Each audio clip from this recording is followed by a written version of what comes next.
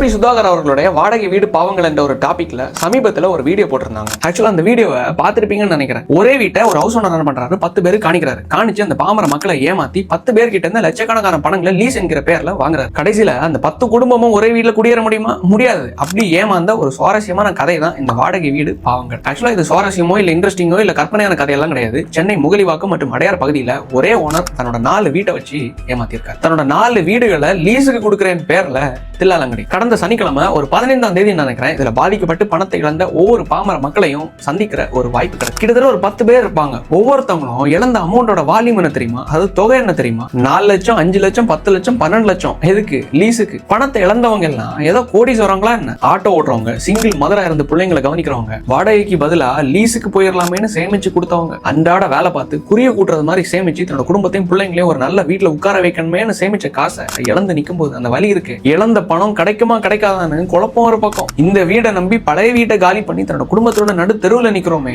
அடுத்த இன்னொரு வீட்டுக்கு அட்வான்ஸ் ரெடி பண்ணணுமே, கடனை கிட்டன வாங்கணுமே, சுத்தணுமே, அலையணுமேனு வெறுத்து போய் நிக்கிறாங்க. இது மட்டும் கிடையாது. பாவம் ஏதோ இதான் ஓனர், இதான் வீடு, இதான் ஒரே வீடு நம்பி ஏமாந்த குரூப்னு வச்சுக்கோங்களேன். இன்னொரு கொழுப்படுத்த குரூப் ஒன்று இருக்கு. வெறும் 10,000 ரூபாய் மட்டும் இன்வெஸ்ட் பண்ணுங்க, வாரம் வாரம் 10,000 ரூபாய் லாபமா சம்பாதிக்கலாம். ஷார்ட் டைம்ல நம்மளும் பணக்காரர் ஆயிரலாம், எலான் மாஸ்க் ஆயிரலாம், அம்பானி ஆயிரலாம், பில்கேட்ஸ் ஆயிரலாம். சோம்பேறி பயலுங்களுக்கு பேராசையை பாத்தீங்களா? அடிப்படையா யோசிக்க கூட மாட்டீங்களா?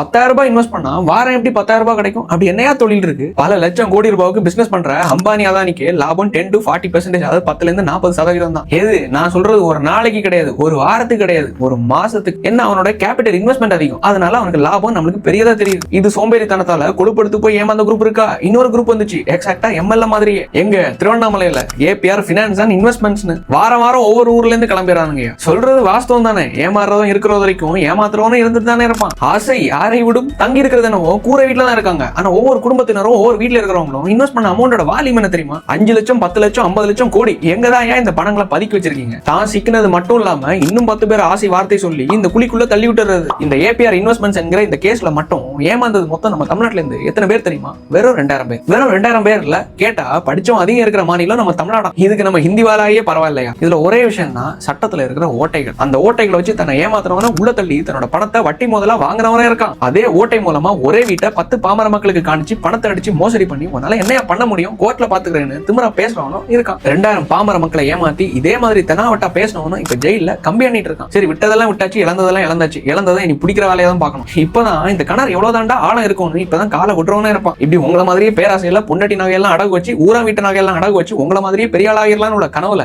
இந்த விளையாட்டுக்குள்ள வந்துட்டு கொஞ்சம் விளையாடலாமான்னு தலையை சொரிஞ்சிட்டு ஒருத்தன் உட்கார்ந்துட்டு இருப்பான். கொஞ்சம் ஷேர் பண்ணி தலையை தட்டி புத்திமதி சொல்லி நம்மளால முடிஞ்ச ஒரு விழிப்புணர்வை ஏற்படுத்தும்.